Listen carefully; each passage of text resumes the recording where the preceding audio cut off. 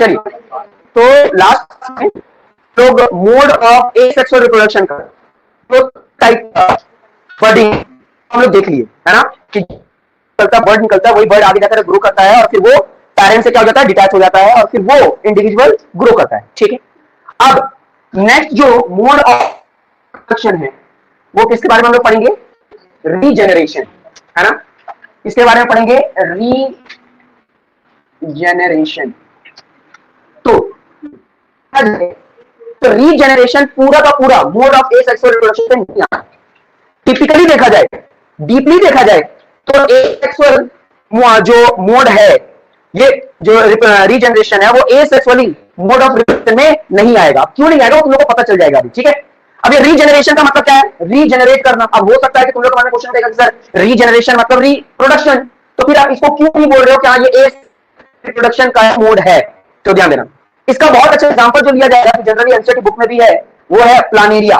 ठीक है, कौन है, प्लानेरिया। ठीक है, तो जो प्लानेरिया है वो एक मल्टीसेलुलर ऑर्गेनिज्म है। ठीक है, है मल्टीसेलुलर। अच्छा, जानते होगे तो कैसे जानते होगे, इसको फ्लैट वॉर्म भी कहते हैं, फ्लैट वॉर्म। ठीक है, इसको हम लोग फ्लैट वॉर्म भी कहते हैं प्लानेरिया को, है ना। अब ये दिखता कैसे, तो ध्यान देना, इसका स्ट्रक्चर बहुत इजी है।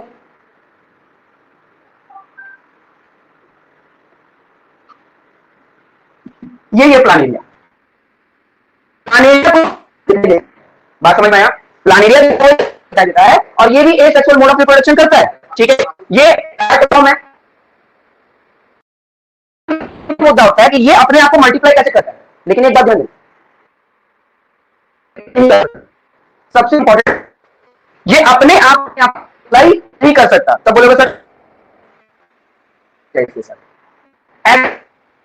मल्टीप्लाई, जैसे एग्जांपल के तौर पर क्या हुआ, ये चलते चलते अचानक से इसका कहीं से टकराव हो गया, जब उसको पकड़ लिया बहुत तेजी से, तो ये है अपने तीन देता है, बार बार कट जाता है। अब ऐसे नहीं कि एक बार कहीं पकड़ोगे तो वहीं से कट जाएगा, जहां से वो अपने आप बचा सकता है चलेगा। जैसे इसी का एग्जांपल तो लेंगे हम लोग, लिजार्ड लेंगे, लिजार्ड। तुम लोग देखोगे लिजार्ड का जो पूंछ होता है, सिर्फ पूंछ, देखना अगर तुम लिजार्ड को पकड़ोगे, बहुत लोग तो पकड़ना ही नहीं चाहेंगे, लेकिन बहुत लोग को पकड़ने के लिए, है ना, तो अगर उसका पूंछ कि मेरा पूंछ पकड़ा गया, मेरे पूरे शरीर को पकड़ लेगा,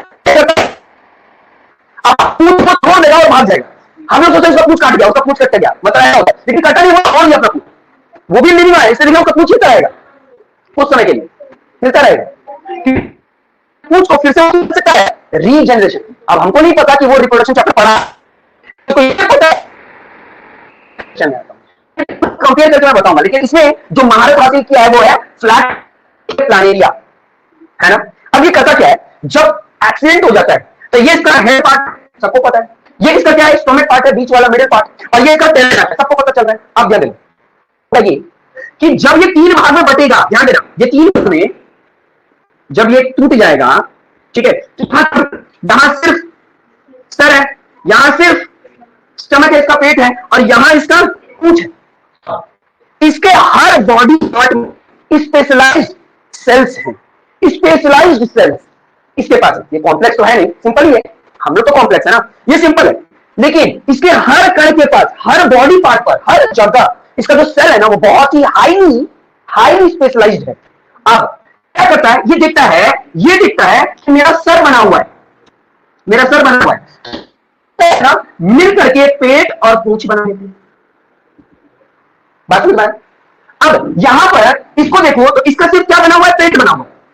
तो ये क्या करता है, तो देखिए क्या, ये जो इसका स्टमक वाला पार्ट है, प्लानेरिया का जो स्टमक वाला पार्ट है, वो क्या करेगा, वो इसके यहां पे जो बचे हुए जितने भी सेल्स हैं, यहां पर जितने भी सेल स्पेशलाइज्ड सेल है, तो ये देखेगा अरे मेरे पास पेट तो है, मतलब मेरा स्टमक तो है, ये क्या करेगा, अपना हेड बनाएगा,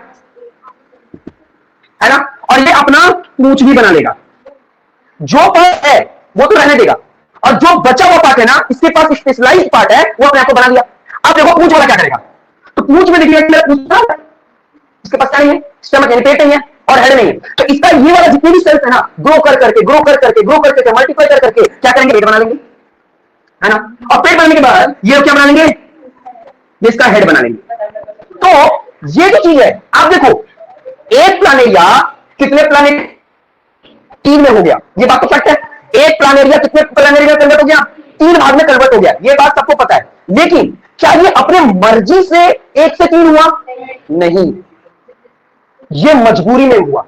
ये किसमें हुआ? मजबूरी में हुआ। इसलिए देखना, नॉर्मली आप एनसीईआरटी में पढ़ोगे या टीचर्स पढ़ोगे तो वो इसको इस टाइप में पढ़ा देते हैं, इसको पढ़ा देते हैं। लेकिन टिपिकली जब आप 11th में एनटीएससी का एग्जाम दोगे या नीट लोगे, नीट मतलब बायोलॉजी पढ़ोगे, तो बायोलॉजी वाले टीचर जो है ना, वो अगर तुम बोलोगे कि हाँ कि मोड ऑफ सेक्सुअल रिप्रोडक्शन है, रीजनरेशन आता है, तो बोलेगा कहां पर?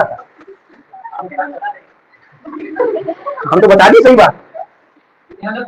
अच्छा, तो समझ में आया? तो कहने का मतलब क्या है? देखो, रिप्रोडक्शन का मतलब क्या होता है? अपनी चाह से अपना जनरेशन बढ़ाना, मजबूरी में नहीं बढ़ाना, अपनी चाह से। लेकिन यहां पर क्या हुआ? अगर इसका सिर्फ सर कटता, तो ये जो बचा हुआ जो पार्ट था, ये तो रहता ही ना। क्या ये जानबूझ के अपना क्या कुछ भी हटा देता और उसके बाद फिर से कंप्लीट करता अपने आप को? नहीं करता। बात समझ रहा है? यानी ये जब तक कटेगा नहीं, जब तक इसके साथ एक्सीडेंट होगा नहीं, तब तक नया प्लानेरिया नहीं आएगा। मेरी बात समझ रही है?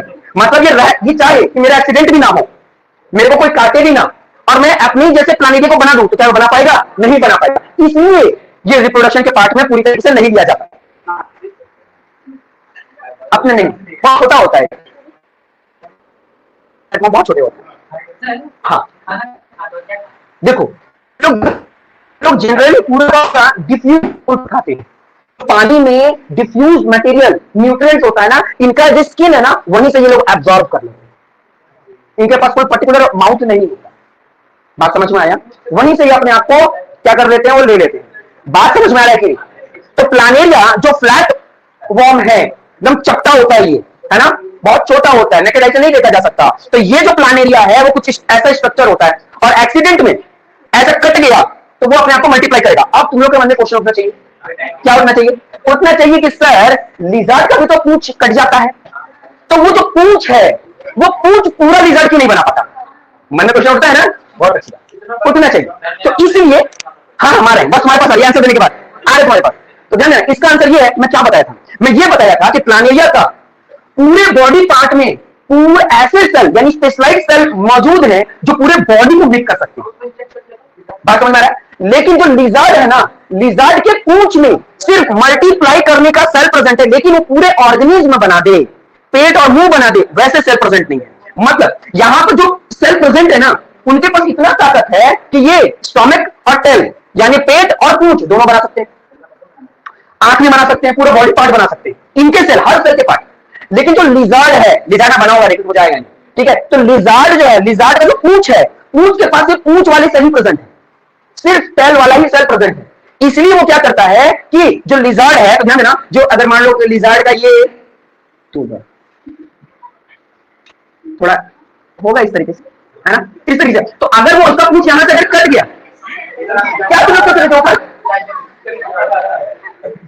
तुम लोग अपने मन में सोच रहे हो, चलो मन में बात हो मेरा बड़ा जल्दी बता दिया, दिखा देगा, ठीक है? ध्यान देना, तो वो जो पूंछ है ना, उस पूंछ के पास सिर्फ टेल के सेल्स प्रेजेंट है, स्टोमक के सेल्स प्रेजेंट नहीं, हेड के जो सेल्स है वो प्रेजेंट नहीं है। इसलिए जो लिजर्ड होता है, जो छिपकली होती है, उनका अगर आप पूंछ पकड़ोगे तो वो पूंछ जानता है कि मेरे पास हेड सेल बनाने वाला प्रोडक्शन हो जाएगा, इसलिए वो छोड़ के भाग जाता है, जान बचाओ, पेट और सब रहना चाहिए, पूंछ नहीं भी रहेगा। बात समझ में रहा है? पूंछ नहीं भी रहेगा तो दिक्कत है, बात समझ रहे हैं? और फिर वो बाद में बना लेता है, 1 वीक में वो ग्रो कर लेता है, 1 से 3 वीक में वो अपना ग्रो कर सकता है। बात समझ में आ गया? नहीं, जैसे तुम्हारा नाखून कट जाता है तो तुमको दर्द नहीं होता, उसके लिए वो पूंछ है। लेकिन ध्यान देना, नाखून काट तो फिर रहेगा, क्यों? क्योंकि हमारे नेल के पास वैसा सेल प्रेजेंट है, रीजनरेशन वाला। हमारे नेल के पास रीजनरेशन वाला सेल प्रेजेंट है। अगर मान लो पूरे बॉडी में अगर हमारा ऐसा आ गया, पूरे बॉडी में अगर ऐसा सेल आ गया, तो अगर किसी के इंसान का सर भी हट जाएगा तब भी बन जाएगा, लेकिन ऐसा हो ही नहीं सकता, क्योंकि हम लोग न्यू क्रिएचर्स हैं, हम लोग बहुत ज्यादा कॉम्प्लेक्स बॉडी पार्ट है, ऐसा चेंजेस आ ही नहीं सकता। ईमानदारी से बताओ, समझ में आया कि नहीं? ठीक है, अब तुम्हारा क्वेश्चन। तो देखिए, यहां पर लिजर्ड का हम लोगों ने एग्जांपल देख लिया, प्लानेरिया का देख लिया। इसी तरीके से जो हाइड्रा है, हाइड्रा भी एक तरह का एनिमल है ना, वो भी क्या एक तरह का एनिमल, हाइड्रा। और हाइड्रा भी अपने आप को इसी तरीके से क्या कर लेता है? मल्टीप्लाई कर लेता है ना। हाइड्रा को भी 3 भाग में काट दोगे, हाइड्रा देखो, फिगर पे नहीं जाना, मैं बार बोल रहा हूं, है ना, ये इस तरीके से हाइड्रा। तो हाइड्रा को भी 3 भाग में काट दोगे तो हर एक पार्ट अपने आप को मल्टीप्लाई कर लेगा। ये जो ऊपर वाला पार्ट होता है उसको टेंटिकल्स कहते हैं, है ना, ये उसका सर समझ लो, जो भी समझो ये।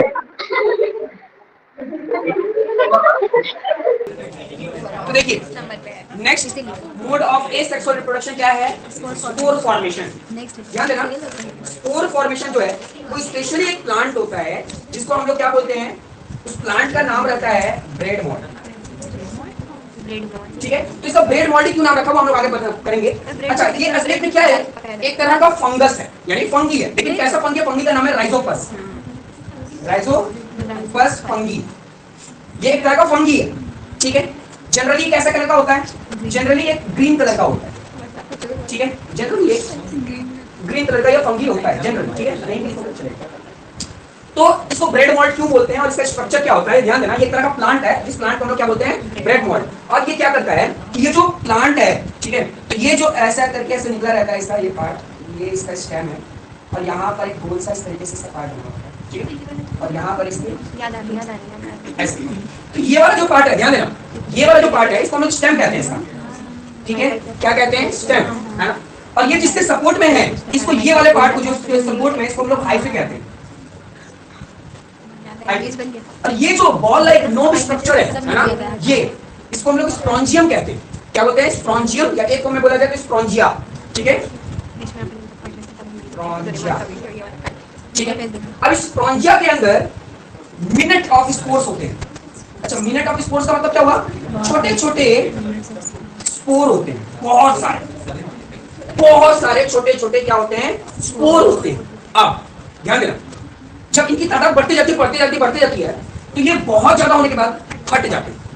जैसे हम लोग देखे थे प्लाज्मोडियम के साथ, प्लाज्मोडियम जैसे फट जाता है वैसे ये भी फट जाते हैं। लेकिन ध्यान रखना, प्लाज्मोडियम में जो कवरेज होता है उसको हम लोग सिस्ट कहते थे, है ना, और इसके कवरेज को हम लोग क्या बोलते हैं? स्प्रॉन्जिया। बात समझ आ रहा है? इसको क्या बोलते हैं? स्प्रॉन्जिया।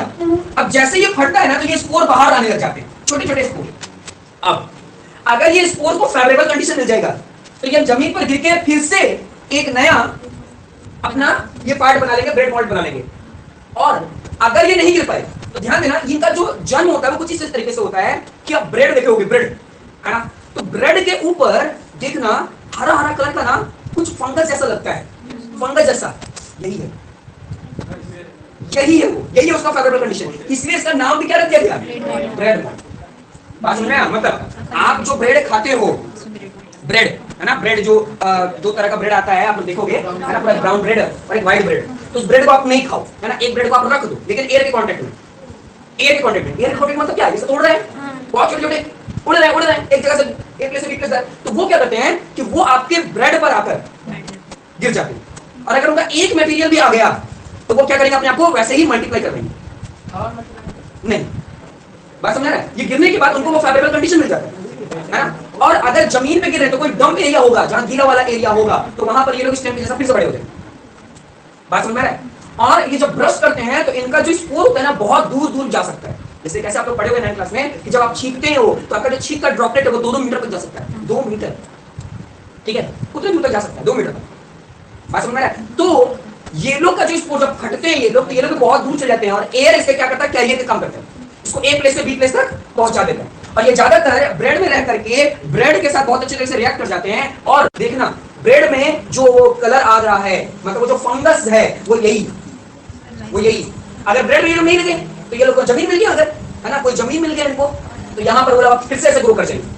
बात समझ में आया? तो इस तरीके से क्या हो रहा है? इनका प्रोडक्शन ही हो रहा है, रिप्रोडक्शन ही हो रहा है।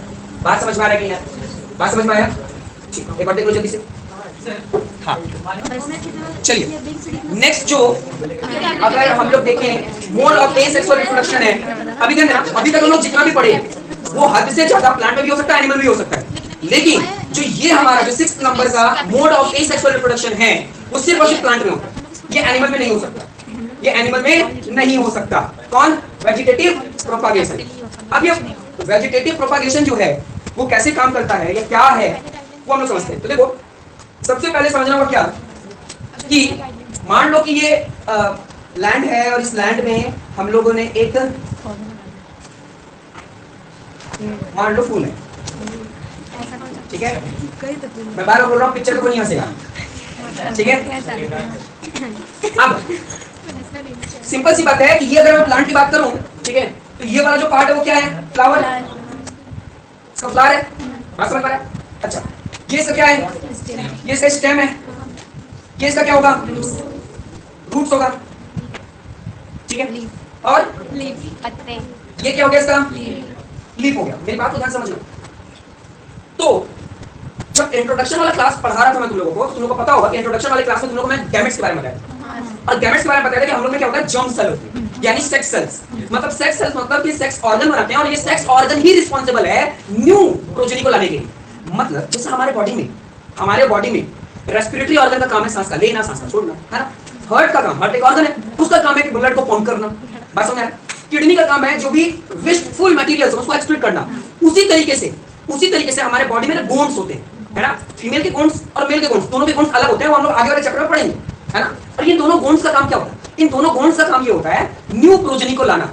मतलब यही रिप्रोडक्शन में हेल्पफुल होते हैं, यही रिप्रोडक्शन करने में मदद करते हैं। वहां पर किडनी, लंग्स ये सब काम नहीं आता। वहां पर जो सेक्सुअल ऑर्गन है वही स्पेसिफिकली यूज में आते हैं न्यू प्रोजेनी को लाने के लिए।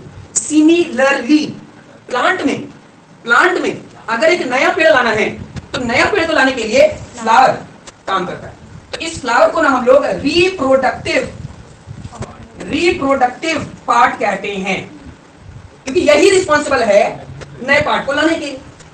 बात समझे? लेकिन क्या होगा, कुछ ऐसे भी तो होंगे जिनमें फ्लावर नहीं होगा, उनको भी तो नई प्रोजेनी लेकर आनी है ना। तो रिप्रोडक्शन हो, लेकिन सेक्स रिप्रोडक्शन यानी रिप्रोडक्टिव पार्ट से नहीं। तो जो बच गया पार्ट, कौन बच गया? Leaf, stem, roots. तो इन ही पार्ट को हम लोग बोलते हैं वेजिटेटिव पार्ट। मतलब कि जो इनका रिप्रोडक्शन वाला ऑर्गन नहीं है, रिप्रोडक्शन वाला पार्ट नहीं है, लेकिन फिर भी ये लोग एक न्यू इंडिविजुअल को लाने में सक्षम हैं। मेरी बात को नहीं समझ में आई? समझ में? कहने का मतलब ये है, हम लोग टॉपिक पढ़ रहे हैं वेजिटेटिव प्रोपगेशन, है ना। जो वेजिटेटिव प्रोपगेशन है, ध्यान देना, जो वेजिटेटिव प्रोपगेशन है वो जनरली दो तरीके से होगा। एक होगा नेचुरल मेथड, एक होगा आर्टिफिशियल मेथड। दो मेथड हम लोग को पढ़ना है। एक नेचुरल मेथड जो नेचुरली हो जाएगा, और एक आर्टिफिशियल मेथड जो आर्टिफिशियल मेथड से होगा। कौन? Vegetative propagation.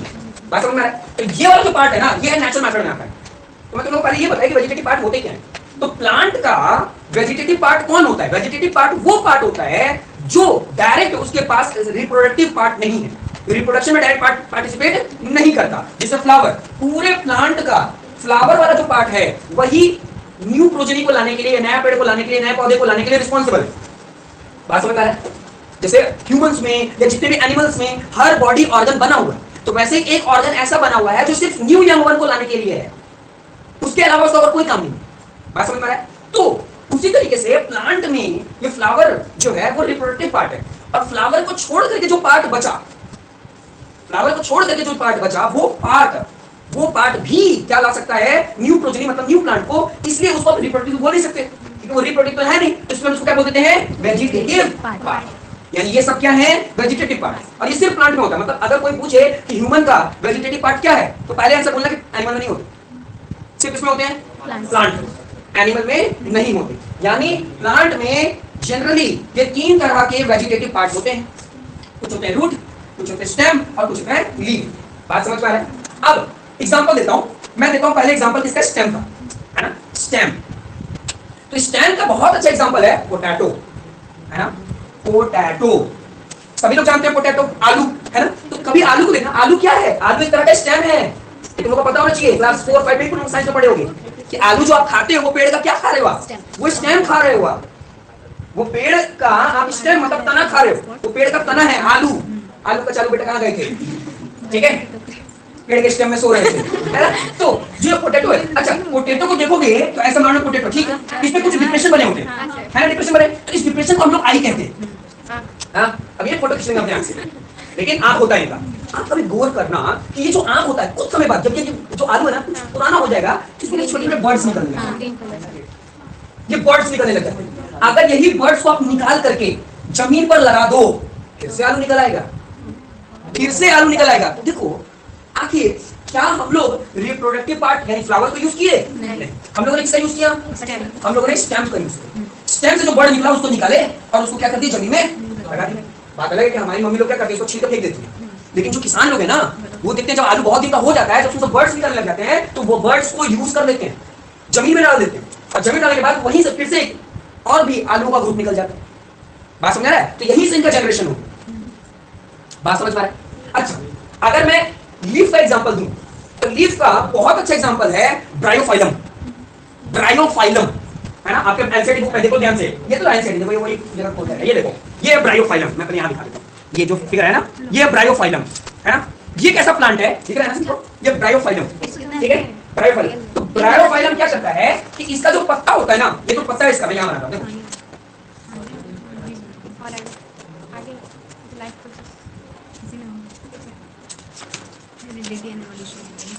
देखो इस तरीके से मैं थोड़ा टेढ़ा बनाया हूं, लेकिन पत्ता दिख ही नहीं रहा है, लेकिन मान लेना, ठीक है, कैसा पत्ता है।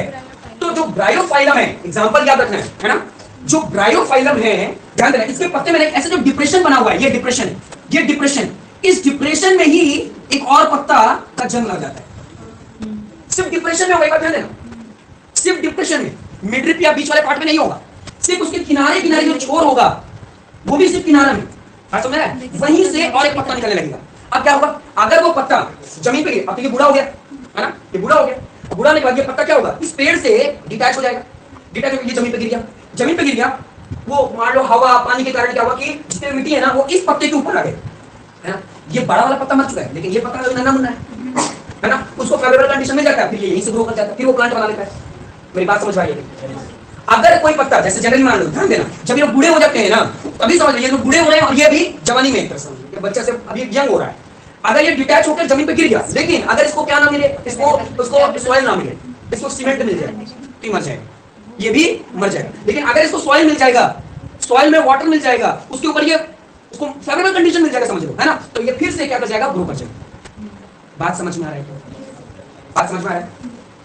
उसी तरीके समझ लो, रूट्स का एग्जांपल लेते हैं, जिंजर, अदरक, अदरक जानते हो ना, अदरक क्या आप जड़ खा रहे हो, जो बोलते हो ना दूसरे को क्या बोलते हैं, समोसा लगा आप अदरक बड़ी कम डाल रहे हैं, अदरक थोड़ा डालिए अच्छे से, तो वो जो अदरक चाय पीते हो बोलते हो ना, अदरक बहुत कम है इसमें, थोड़ा और अदरक डालिए, तो वो जो अदरक, जो जिंजर की बात हुई है, आप जिंजर क्या पेड़ का जड़ खा रहे हो, पेड़ का वो क्या है, जड़, मतलब रूट, बात समझ आया? और वही रूट फिर से क्या होता है, अपने आप को क्या कर लेता है, मल्टीप्लाई कर ले रहा है, अपने आप को बढ़ा ले रहा है ना, एक रूट ग्रोथ किया, रूट देखो ना बहुत सारे निकल रहे हैं ना ऐसे से, बात समझ रहा है?